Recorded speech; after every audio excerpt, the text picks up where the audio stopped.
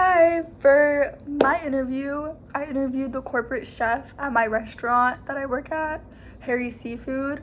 His name's Shiloh, and I decided to interview him because I wanted to originally interview one of the managers at my job, but he was there the day that I was going to interview somebody, so I figured like it would probably be better to interview him since I never see him. He's only there like once a month, if that.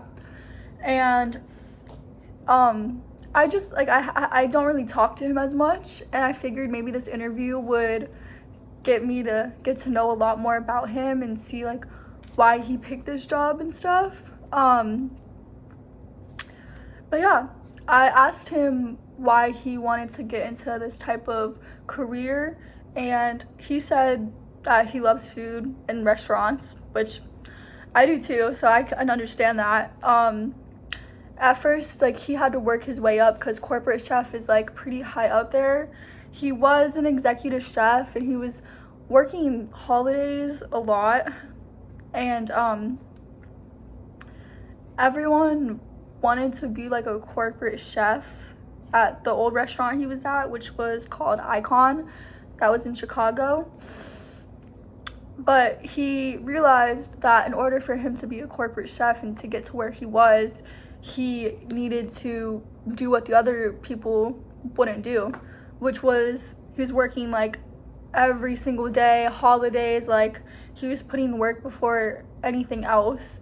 He didn't have a family at the time, didn't have a relationship that he was in or anything, so he had no like other priorities, so he made work come first and made work his priority. And the other chefs that wanted to be corporate, they wanted to, but weren't doing as much as he was doing. And he was moving to, he told me, several different cities. Like, he was in Chicago, multiple cities in Illinois, Kansas, all over the place really, which is really cool, like how he was able to just travel anywhere and just, if they needed him, he always was there. He said he was working 110-hour work weeks, which is a lot. Pretty crazy to me. I don't know how he did that, but he always knew that he liked cooking and knew that that was the career he wanted to get into, because growing up his mom was super healthy and he didn't have a choice of what he could eat. His mom wouldn't let him have any like sweets or anything not healthy. Like, there's always healthy food, like always like almond milk and stuff like that. And he was a kid, so he wanted to be able to branch out and eat whatever he wanted.